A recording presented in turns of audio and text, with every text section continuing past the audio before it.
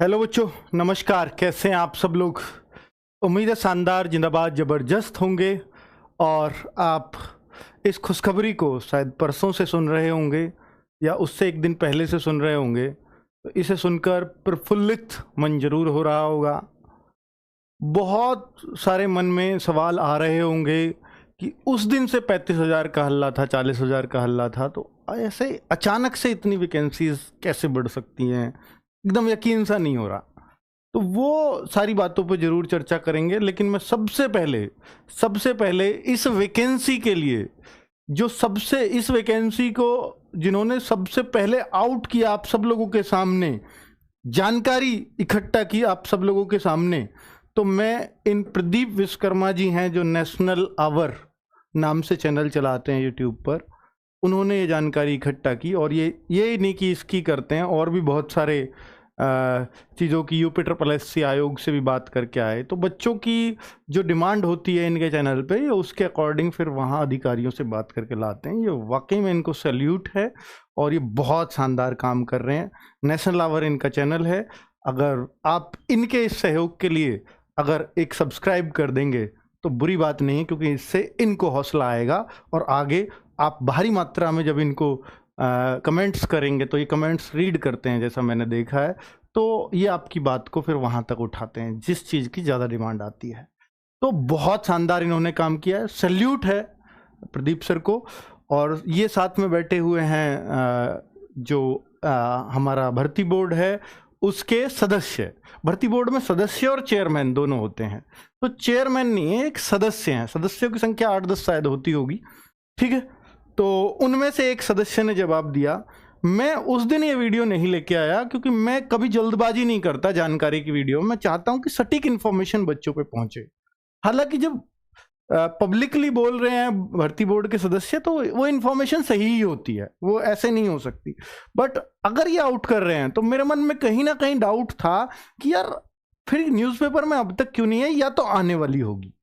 मेरे मन में तभी डाउट आ गया कि अगर ये इन्फॉर्मेशन पब्लिक करी है इन्होंने, तो ये पब्लिक सिर्फ तभी होती है जब ये आप सबके लिए पब्लिक होने वाली हो। वरना अगर ये इनसे 10 दिन पहले पूछते तो शायद ये इन बातों को नहीं बता पाते जो इन्होंने इस इंटरव्यू में बताई। तो मैं इंतजार कर रहा था कि न्यूज़पेपर में फिर तो आने ही वाली होगी, क्योंकि पब्लिक हो चुकी है बात, तो जल्द आएगी। और वो आज के न्यूज़पेपर भरे पड़े हैं सारे। सबसे अच्छी बात है, देखिए आप इस न्यूज़पेपर को देखेंगे तो अमर उजाला, अगर हिंदुस्तान एक न्यूज़पेपर है उसमें लगातार ये खबरें आती रहती हैं, तो हमारा भी थोड़ा सा ये है कि यार ये थोड़ी सी हिंट मिलता है तो अपनी खबर बना के छाप देते हैं, ऐसा हमारे को लगता है। बट अमर उजाला या और भी प्रतिष्ठित अखबार हैं तो उनके फ्रंट पेज पे आना ये बड़ी बात थी। तो मतलब इंफॉर्मेशन सर्कुलेट करना चाह रहे हैं खुद भर्ती बोर्ड, तो कि ये बिल्कुल क्लियर है। तो अधियाचन शासन वगैरह से सबसे आ चुका है। अब करना एक ही काम है, भर्ती बोर्ड को निविदा आमंत्रित करनी है।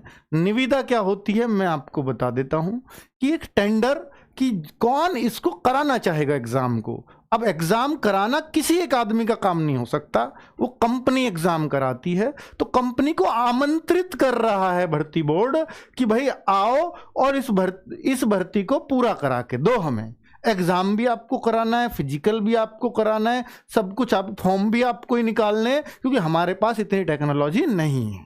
भर्ती बोर्ड ऐसे आउटसोर्स करके और वो करवाता है काम। पिछली बार भी किया था और अब भी ऐसे ही करेंगे। अब यहां पर क्या होता है कि जब निविदा आमंत्रित की जाती है तो कम से कम 2 कंपनियों को उसमें फॉर्म आने चाहिए, कि कम से कम 2 कंपनियां उसमें इंटरेस्ट दिखानी चाहिए कि भाई हाँ हम इस एग्जाम को करा देंगे। टेंडर निकालने का सरकारी टेंडर निकलने का मतलब यह होता है कि भैया कम से कम 2 होनी चाहिए, क्योंकि हम पे छांटने का अवसर होना ही चाहिए। अगर हम छांट नहीं पाए तो उस निविदा का अर्थ शून्य है। अगर केवल एक कंपनी ने इंटरेस्ट दिखाया तो निविदा कैंसिल कर दी जाती है और फिर दोबारा निकाली जाती है। और निविदा जो बार बार निकलती है और इसकी डेट बढ़ती है, जैसे आपने रेडियो ऑपरेटर में देखा, पहले उसकी डेट थी 31 मई और अब 30 जून कर दी बढ़ा के। निविदा ही क्लियर नहीं हो रही, क्योंकि कंपनियां ही इंटरेस्ट नहीं दिखा रही। कंपनियां स्टेट की भर्ती के चक्कर में बहुत कम पड़ती हैं। उसका कारण है कि स्टेट में अनफेयर मींस से सिलेक्शन होते हैं और बहुत सारे माफिया इसमें अपना हाथ आजमाने की कोशिश करते हैं, और उस वजह से कि भाई इसमें फिर बदनामी बहुत ज्यादा हो जाएगी उस कंपनी की। जैसे इसमें लिखा है कि टीसीएस ने इंटरेस्ट दिखाया था इस भर्ती को कराने के लिए, लेकिन बाद में कोई और कंपनी नहीं आई तो इस टीसीएस ने भी पीछे हाथ खींच लिया, क्योंकि इसने भी सुना भैया ऐसे ऐसे यूपीएसआई में वो ऐसे धरने चले, ये चले, तो ये भी पीछे हट गई। तो कुल मिलाकर कोई भी कंपनी लगातार ये कोशिश कर रहे हैं। आपको मालूम होगा 2022 में जनवरी में सबसे पहले टेंडर यूपी कांस्टेबल का आ चुका था, 25,000 जो भर्तियां थी जनवरी 2022 में। अब सोचिए ये जून 2023 चल रहा है, पूरा 1.5 साल हो चुका है, कंपनी ही फाइनल नहीं है। तो सर कंपनी फाइनल नहीं है तो क्या इसमें पूरा भर्ती बोर्ड का दोष है? भर्ती बोर्ड, सरकारें दोनों जिम्मेदार हो सकती हैं। उसका कारण है कई बार शासन के साइन नहीं आ रहे, कई बार बोल रहे कि यार अब और टाइम हो गया है भर्ती को, थोड़ी और वैकेंसीज बढ़ा दीजिए, तो फिर से शासन को पास होने जाएगा। एक भी वैकेंसी अगर बढ़ेगी जो शासन से पास होके आई है, उससे एक भी ज्यादा अगर निकालनी है तो फिर से शासन को जाएगी, फिर से वापस आएगी, दोबारा अधियाचन निकालना पड़ता है, बहुत काम बढ़ जाता है। तो अब आप देख रहे हैं लगातार पद बढ़ते जा रहे हैं, लेकिन आ नहीं रहा धरती पे कुछ भी। पर अब आप ये सोचिए कि अगर न्यूज़पेपर्स में आई है और सबने छापी है एक हो रहे थे, तो इनका मन है पूरी तरह से इस भर्ती को कराने का और जल्दी में कराने का। इसका कारण भी बता देता हूं कि भैया अगर आपको पता हो तो पिछले साल जून में एक खबर आई थी, सीएम ने बोला था दिसंबर 2023 तक पूरी करे पुलिस की 40,000, उस टाइम 40,000 का रोल था, 40,000 भर्तियां, ये सीएम साहब कह रहे थे। उस टाइम पे भी इस भर्ती का शोर मच रहा था, निकलने वाली है, मतलब संविदा पूरी होने वाली है, ये होने वाला वो। लेकिन जब ऐसा आया तो मैंने ही एकमात्र वीडियो बनाई थी कि अब इस भर्ती में टाइम लगेगा, क्योंकि भर्ती बोर्ड इतना जागरूक नहीं है, अब निकाल के 1.5 साल में आराम से कंप्लीट करेगा, नहीं, इसको तो एकदम जल्दबाजी में करना है सारा काम। तो अब ये काम वहीं पहुंच गया दिसंबर 2023 पे। अब आप सोचोगे सर दिसंबर 2023 तक पूरी करें का मतलब फाइनल भर्ती। यार ये फाइनल अगर मैं आपको बता दूं ना, ये भर्ती बोर्ड जो फाइनल भर्ती मानता है ना, ये उसको मानता है कि आपका एग्जाम करा दिया, रिजल्ट दे दिया, बस। इसके अलावा ये किसी और को फाइनल मानता ही नहीं। ये कहता है फाइनल हो गई, ज्वाइनिंग कराना या फाइनल रिजल्ट देना नहीं, बस एग्जाम हो गया इनकी तरफ से फाइनल। ठीक है, अब इनका एग्जाम कराने का ध्येय जो आप इस वीडियो को सुनेंगे, आज भी उनके चैनल पे है, परसों की वीडियो पड़ी हुई है, तो आप सुनेंगे तो इसमें यही बोला है कि हम एग्जाम जल्दी कराएंगे, हम नवंबर दिसंबर तक इस भर्ती को कंप्लीट करेंगे, क्योंकि इनको सीएम साहब की बोली बोलनी। तो हम चलिए, इतिहास की सबसे बड़ी भर्ती है, हम धन्यवाद देते हैं अपने सीएम साहब को कि उन्होंने इतनी बड़ी भर्ती निकाली। इन बच्चों के लिए जो बेरोजगारी बढ़ रही थी, बच्चे लगातार लालायित थे, लेकिन आपसे रिक्वेस्ट भी है साथ में कि इस भर्ती को समय से अब कंप्लीट कर दीजिए, क्योंकि बच्चों को बहुत आस हो चुकी है इस भर्ती, बहुत दिन से इसका इंतजार कर रहे हैं, बहुत सारे बच्चे ओवरेज हो गए, उसके बारे में भी बात करेंगे।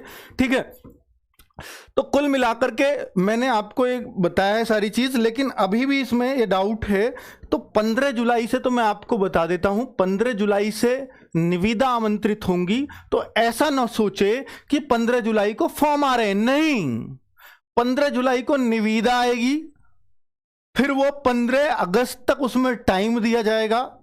हो सकता है 15 जुलाई की जगह वो 1 अगस्त को ही आए निविदा, फिर 31 अगस्त तक उसमें टाइम दिया जाए। इतना तो चलता है, 15 दिन तो लेट नहीं मानते कुछ भी स्टेट में। ठीक है, 31 अगस्त तक अगर निविदा फाइनल हुई तो, अगर फाइनल हो गई तो, और नहीं तो फिर 1 महीना और बढ़ती है सीधी डेट। निविदा फाइनल होने के बाद भी 1.5 महीना लग जाएगा फॉर्म आने में। अगर 31 अगस्त आ गई और 1.5 महीना फॉर्म आने में लगा तो आपका फॉर्म आएगा अक्टूबर में, और अक्टूबर में अगर फॉर्म आया तो कितनी भी जल्दी करेंगे, फरवरी से पहले एग्जाम नहीं करा सकते। पर ये मैं तब कह रहा हूं जब चीजें जैसा मैं बता रहा हूं, जब ये बिल्कुल इच्छुक हों कराने के, तब है इतना टाइम। तो अगर इनमें इन्होंने अनिच्छा जारी की या सीएम साहब ने कोई और प्रेशर इनको दे दिया, कोई और चीज जल्दी करने को कह दी, तो फिर दिक्कत हो जाएगी, फिर ये और थोड़ा सा पीछे टल जाएगी। और आपको पता है कि आचार संहिता 2024 में कभी भी लग सकती है। अब आचार संहिता का यह भी मतलब होता है, कई बार आचार संहिता जब 2024 में लगेगी तो ये चलते हुए काम नहीं रुकते, ऐसा माना जाता है। पर इतने सारे बच्चों का आना जाना ये सब कुछ चला रहेगा तो हलचल बहुत ज्यादा हो जाएगी, तो मेरे ख्याल से एग्जाम भी नहीं कराते आदर्श आचार संहिता में। ठीक है, तो उसमें उम्मीद हमें कम ही लगती है अगर आचार संहिता एक बार लग गई तो। पर मैं इसको अगर इनके अकॉर्डिंग 15 जुलाई की बात पे जाऊं तो भी एग्जाम फरवरी से पहले नहीं हो सकता। चलिए अब मैं बात कर लेता हूं आपके कुछ सवालों की जो आपके मन में चल रहे हैं। बिल्कुल जेन्युइनिटी से जवाब दे रहा हूं मैं आपको, इसमें कोई इस तरह का भाई ये पढ़ लो वो पढ़ लो मोटिवेट करने नहीं आया हूं, गुमराह करने नहीं आया हूं। मैं सिर्फ इतना कहने आया हूं कि ये काम अगर फुल स्पीड से चले तो ऐसे होंगे, वरना तो ये और डिले होंगे। ठीक है, हमारा मेन टारगेट क्या है? एग्जाम ही है ना। फॉर्म आएंगे फॉर्म भर देंगे, लेकिन एग्जाम ही है ना, तो एग्जाम कब होगा वो मैंने आपको आइडिया दे दिया है। मैं इनकी बातों पे नहीं जाता कि नवंबर दिसंबर में करा देंगे, वो मुझे पता है कैसा करा देंगे। ठीक है, और वो एक्सपीरियंस हमारा बताता है। चलिए, क्या कांस्टेबल और एसआई दोनों के लिए एक साथ फॉर्म आ सकते हैं? ये बहुत बड़ा सवाल है बच्चों का कि यार अगर फॉर्म आएंगे तो क्या दोनों के एक साथ आ सकते हैं? मेरे ख्याल से जो निविदा निकलेगी वो भी शायद अलग अलग निकलेगी, लेकिन ऐसा हो सकता है कि निविदा एक साथ भी निकाल दे, पर चांसेस कम ही हैं। अब आप कहो सर एसआई का तो इस न्यूज़पेपर में जिक्र तक नहीं हुआ, आप एसआई की भर्ती क्यों कह रहे हो? ये ट्वीट भी है भैया, ये भी देख लीजिए।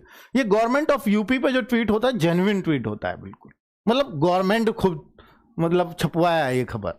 गवर्नमेंट खुद चाहती है कि भाई इसका प्रचार हो अच्छे से। तो कुल मिलाकर के तो क्या ये एक साथ, अब यहां पर कहीं भी ऐसा जिक्र नहीं है कि एसआई की कोई भर्ती भी है, लेकिन इस वीडियो में साफ साफ जिक्र है कि 9500 पद हम फिर से देने जा रहे हैं यूपीएसआई के, 9,500 पद फिर से देने जा रहे हैं। तो ये बहुत बड़ी बात है जो इन्होंने कही है, लेकिन अभी न्यूज़पेपर में नहीं छपी, तो हो सकता है छप जाए, जल्दी में ही छप जाए। ठीक है, अभी उस पे इन्होंने बहुत ज्यादा यूपीएसआई पे बोले भी नहीं थे, बहुत ज्यादा डिटेल भी नहीं दी थी कि पीएससी के पद क्या हैं और कैसे हैं। ठीक है, तो हम ये कह नहीं सकते, अब आप ये नहीं कह सकते कि वो इनके साथ ही आ जाएंगे, पर इतना जरूर है, ये 100% श्योर है अगर इन्होंने ये बात बोली है तो कि जो पद आएंगे अब यूपीएसआई के वो 9,000 से कम नहीं हो सकते। अब वो आएंगे तो 9,000 प्लस ही आएंगे। ठीक है, तो मैं अब पूरी बातों का ये निचोड़ आपको बता रहा हूं। पद आएंगे, 100% आएंगे, इसी साल आएंगे, लेकिन आगे पीछे आएंगे ऐसी उम्मीदें ज्यादा है। पर भर्तियों की बात लगातार चलती रहेगी। अगर कंपनी यहां फाइनल हो गई तो निश्चित तौर पर यूपीएसआई में कंपनी फाइनल करते देर नहीं लगेगी, क्योंकि पिछली बार जो सबसे ज्यादा टाइम लगा पिछली भर्ती में 9,534 में, वो कंपनी फाइनल होने में ही वहां भी बहुत टाइम लगा था। चलिए, क्या वाकई कांस्टेबल की इतनी बड़ी वैकेंसी होंगी? जी हां, ये बिल्कुल स्पष्ट है। अगर अब भर्ती आएगी तो बड़ी आएगी, इतिहास की सबसे बड़ी भर्ती कह करके इन्होंने खूब प्रचार इसका कर दिया, पीछे नहीं हट सकते। 49,518, इससे पहले ये सबसे बड़ी भर्ती थी, अब उसका रिकॉर्ड तोड़कर 52,000 प्लस पद ये आ रहे हैं। 52,000 प्लस पद, उसका रिकॉर्ड ये टूटने वाला है। तो ये सबसे बड़ी भर्ती होगी। सबसे बड़ी बात, सिविल पुलिस के सबसे ज्यादा पद एक बार में 31,000 आए हैं, वो इस भर्ती में थे 31,000, बाकी 18,000 पीएससी के थे। अब यहां पर 52,000 में 41,000 पद सिविल पुलिस के, ये बड़ी बात है। सिविल पुलिस बहुत बच्चों को इस बार मिलेगी, 41,800 कुछ पद, और बाकी 8,500 मात्र पीएससी के पद हैं। तो अगर सिविल पुलिस लेने का मन है तो इससे बेस्ट चांस नहीं हो सकता। तो भर्ती आ रही है, बड़ी भर्ती आ रही है, सिविल पुलिस के बहुत पद आ रहे हैं। एसआई की पक्का 9,000 प्लस वैकेंसी आएंगी, जी हां पक्का 9,000 प्लस आएंगी, इसमें कोई शक की गुंजाइश आपको नहीं करनी चाहिए। समय थोड़ा सा और कांस्टेबल से ज्यादा लग सकता है। हालांकि इसकी सुनते आ रहे थे पहले 829, जब यूपीएसआई का रिजल्ट आया तो उन्होंने दिया था 829 की प्रक्रिया चालू है, फिर कुछ दिन बाद आया 3,000 वैकेंसीज हो गई हैं, और फिर अब आ गया 9,000, और अब जब भर्ती आएंगी हो सकता है थोड़ी बहुत और इंक्रीज हो जाए, इसमें संदेह नहीं है। ठीक है, अब आपके उसे और भी इंक्रीज हो सकती हैं, अगर फॉर्म थोड़े से और लेट होते हैं तो और भी बढ़ सकती हैं। ये एसआई में हो चुका है पहले, वहां भी कई कई बार टुकड़ों में बढ़ी थी पिछली बार। ठीक है, क्या सब कुछ छोड़कर, ये बहुत सारे बच्चों का डाउट है, क्या अब सब कुछ छोड़कर हमें यूपी कांस्टेबल पर ध्यान देना चाहिए? मैं कहता हूं बच्चों, अगर निविदा भी आ जाए ना, तब भी आप सब कुछ मत छोड़ना, तो भी मत छोड़ना सब कुछ। ठीक है, आपको मैं इतना विश्वास दिलाता हूं, अगर आप मैथ्स, रीजनिंग, जीएस, ये 3 सब्जेक्ट मात्र किसी भी एग्जाम के लिए पढ़ रहे हैं, किसी भी एग्जाम के लिए, यूपी कांस्टेबल में मैं सेलेक्ट करा दूंगा, आपको गारंटी देता हूं। हिंदी सब जगह नहीं आती ना, मान लो एसएससी की तैयारी कर रहा है, नहीं आएगी, तो फिर हिंदी कवर हो जाएगी, 100% हो जाएगी भाई। 40 दिन लगते हैं हिंदी को कवर करने में, सिर्फ 40 दिन। और ऐसे ही करते थे, 37 क्वेश्चन आएंगे तो 37 ही सही होंगे, 36 पे भी दुख होगा क्यों हुआ। तो मैं वो बात कह रहा हूं, सब कुछ मत छोड़ना जब तक फॉर्म क्लियर ना हो जाए कब से आ रहे हैं। निविदा पे भी मत छोड़ना, क्योंकि निविदा निकल चुकी है जनवरी 2022 में। इससे भी जो आई है ना खबर, इससे भी एक स्टेप आगे का है वो निविदा, वो 15 जुलाई का जिसका ये वादा कर रहे हैं, वो पहले भी आ चुकी है। ठीक है, 25,000 पदों के लिए यूपीएसआई की पढ़ाई करके दोनों एग्जाम निकाले जा सकते हैं, 100% निकाले जा सकते हैं। अगर आप यूपीएसआई पर ध्यान दे रहे हैं तो सीधा कांस्टेबल से उससे रिलेशन है। यूपीएसआई का बैच लो तो कहीं अगर आपको दोनों एग्जाम देना तो यूपीएसआई के लेना, दोनों निकल जाएंगे। ठीक है, दोनों बैच लेने की आपको जरूरत नहीं है। ठीक है, यूपीएसआई से ही आपका कांस्टेबल 100% पार हो जाएगा, क्योंकि आप कांस्टेबल में पढ़ते हो तो उतना ही लेवल आपको एसआई में पढ़ाया जाएगा, उतना ही कांस्टेबल में। हिंदी में कुछ भी नहीं छोड़ा जाएगा कहीं भी, अगर कोई अच्छा टीचर है तो वो ना कांस्टेबल में कुछ छोड़ के लेगा ना एसआई में, क्योंकि टक्कर तो बराबर ही रहेगी भाई। ठीक है, वो मैथ्स पढ़ा रहा है तो वो लेवल हर कुछ लेके चलेगा, लेकिन मैथ्स में कुछ चैप्टर ज्यादा है एसआई में, कांस्टेबल में थोड़ा लेवल कम रहेगा। रीजनिंग में एसआई की थोड़ा सा लेवल अप हो सकता है, कांस्टेबल में थोड़ा कम रहेगा। रीजनिंग का रोल दोनों में बहुत बढ़िया है, एसआई में भी बहुत ढेर की रीजनिंग आएगी, कांस्टेबल में 40 ही नहीं आते, मैथ्स में भी रीजनिंग घुसी हुई होती है, एसआई में भी। ठीक है, देते 40 ही है नोटिफिकेशन में। अब बात कर लेते हैं कि फिलहाल हमें क्या करना चाहिए।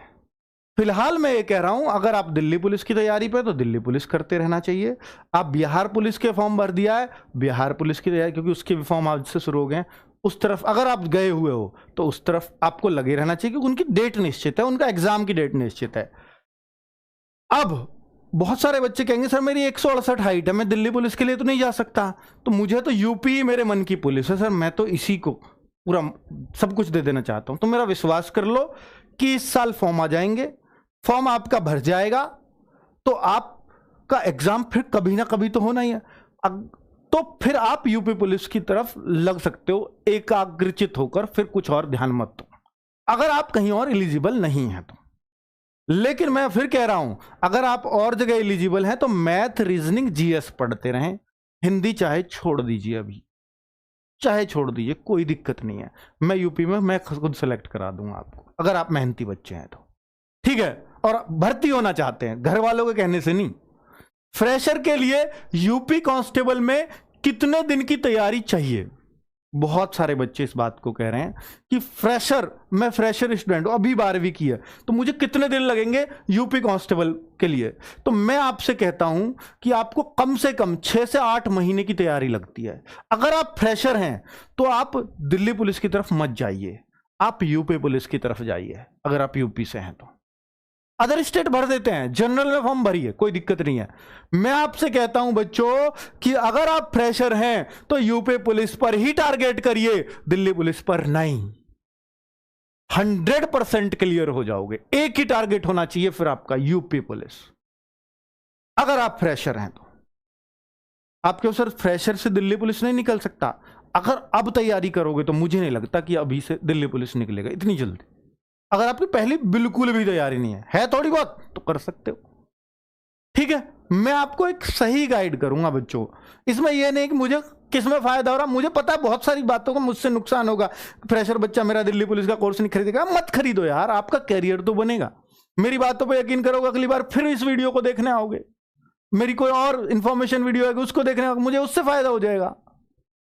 ठीक है, मुझे उस चीज से फर्क नहीं पड़ता कि इससे मेरा नुकसान होगा फायदा होगा, कोई दिक्कत नहीं है, बहुत फायदा कराने वाले आएंगे। ठीक है, अब मैं बात करता हूं इन बातों पर। खाकी 2.0 बैच, खाकी बैच है हमारा कांस्टेबल का। खाकी 2.0 बैच निविदा क्लियर हो जाएगी, फॉर्म की डेट क्लियर हो जाएगी, तभी मैं लेके आऊंगा। फॉर्म की डेट मेरे को क्लियर हो जाएगी। मैंने बता दिया निविदा आती रहेंगी, फिर से बैच ले आऊं, फिर से आपको बेच दूं, और फिर से वो पता चले फॉर्म ही नहीं आए, तो मुझे अच्छा नहीं लगेगा पर्सनली। इसलिए मैं बैच सिर्फ तभी लाऊंगा। सर फिर क्या करें, जो हमें क्या करना चाहिए अब? तो मैं आपसे कहूंगा कि खाकी बैच ले लीजिए, रिकॉर्डेड है, पढ़ना शुरू कर दीजिए, क्रम में वीडियो, पीडीएफ सब कुछ है। बस जब भी खाकी 2.0 आएगा, मेरा यकीन करो आज तक कोई शब्द गलत नहीं हुआ होगा, मैं आपको फ्री ऑफ कॉस्ट पूरा बैच दूंगा। ये वाला नया बैच जो लाऊंगा, फ्री ऑफ कॉस्ट दूंगा पूरा बैच। पर खाकी बैच लिया होगा उनको, तो अब खाकी 2.0 का क्यों वेट करना? ये तो फिर हमारा अपने आप हो गया। तो खाकी बैच ले लो, वो ऑलरेडी एप्लीकेशन पे सारी वीडियोस मिल जाएंगी उसके। अब तक पढ़ना शुरू कर दिया, आप पढ़ने वाले होने चाहिए। यूपीएसआई के विनायक बैच की जानकारी दें। यूपीएसआई का हम न्यू बैच लेके आएंगे, विनायक बैच। ये भी फॉर्म की डेट क्लियर होने पर, उससे पहले नहीं। आपके सर टाइम बहुत कम मिलेगा, तब मैं कहूंगा नहीं, इतना पर्याप्त टाइम मिल जाएगा। अगर मुझे 3-4 महीने का टाइम मिल जाता है, मैं बहुत अच्छे से बैच रिवीजन वगैरह सब करा दूंगा, लेकिन पढ़ते रहो। तो मैं आपसे कहूंगा बच्चों कि यूपीएसआई के लिए जो बच्चे तैयारी कर रहे हैं, वो एक रिकॉर्डेड बैच है, जिससे हमने पिछली बार यूपीएसआई की तैयारी कराई थी, बहुत अच्छा रिजल्ट जिससे रहा था।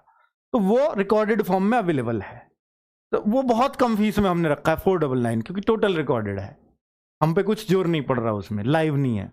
तो अगर ये विनायक बैच आएगा, मान लीजिए कल को हमने 800-900 रुपए कुछ फीस में रखा, तो 500 प्लस 400 ही लेंगे आपसे, अगर ये 900 का आया तो वहां भी आपको फायदा दे देंगे। हम ये नहीं चाहते कि हम आपसे बार बार कमाएं, आपसे एक बार ही दिया जाए वो बड़ी बात है। ठीक है, ये हमारी अपनी पहले से सोच रही है बच्चों, कि आपका जब तक सिलेक्शन ना हो, आप एक बैच से भी सिलेक्ट हो सकते हो यहां तक।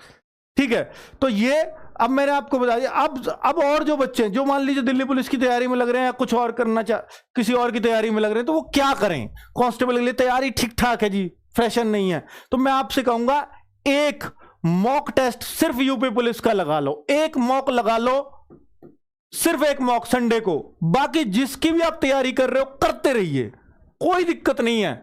सिर्फ एक संडे का मॉक लगा लेना, मैं एनालिसिस बहुत जल्दी शुरू कराने वाला हूं।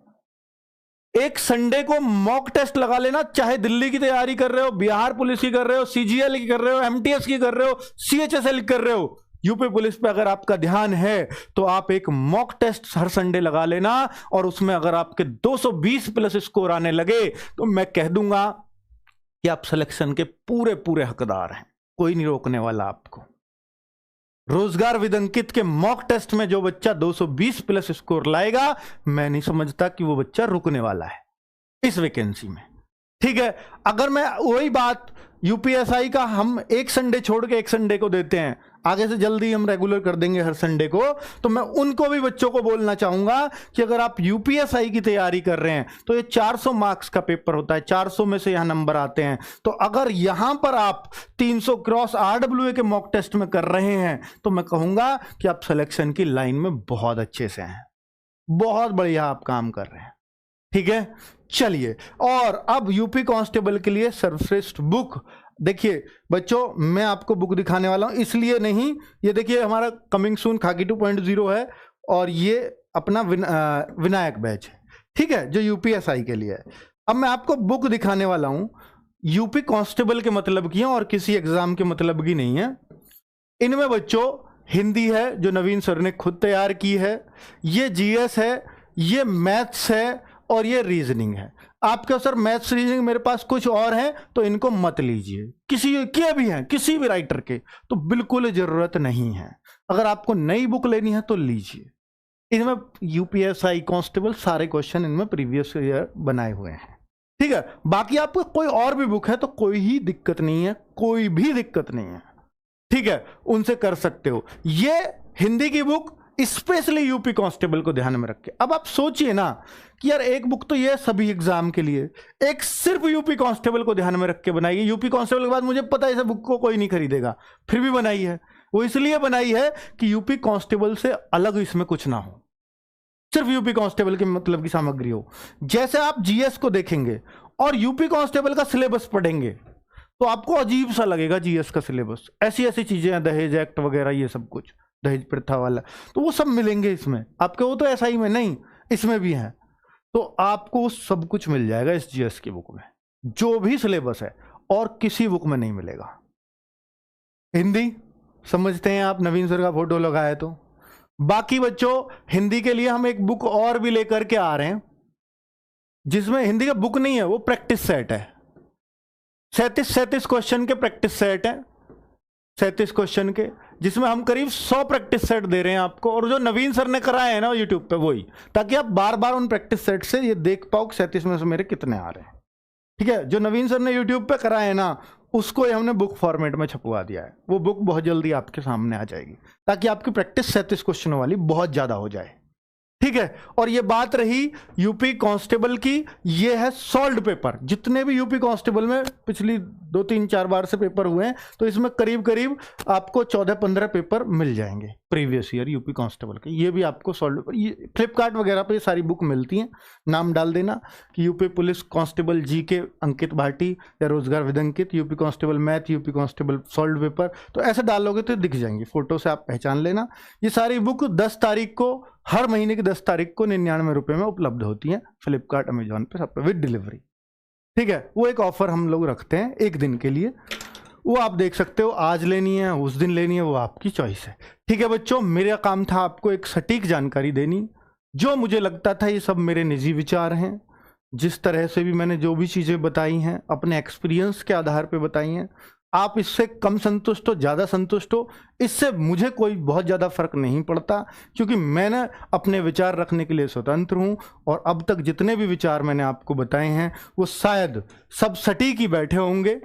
कभी तो देखो, भगवान तो कोई भी नहीं होता बच्चों, बाकी कुछ चीज़ें जो भी गैस करते हैं उससे अलग भी होती हैं, होती भी रही हैं, तो वो होती रहेंगी। अगर गैस किया है तो 100% तो फिर हो ही नहीं सकता सही। ठीक है, पर मैंने जो बताया है, बहुत सारी बातें बहुत एक्सपीरियंस के साथ बताई हैं। अब वो उन बच्चे जो ओवर एज वाले बच्चे हैं, जो बहुत परेशान हैं, ओवर एज के लिए एक ट्विटर अभियान बच्चे लोग कह रहे हैं कि सर ट्विटर अभियान चलाओ। तो मुझे पता चला है, एक बच्चे का मैसेज था, तो मैं उसको इंक्लूड कर लेता हूं, क्योंकि जेन्युइन चीज़ है। मैं चाहूँगा कि उसके मैं भी हमेशा आपको अपना योगदान दूं।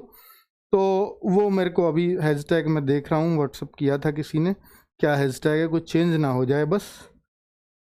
ये भाई इन्होंने 25 तारीख का कर रखा, आई थिंक। मैं 1 मिनट में दे रहा हूँ अभी।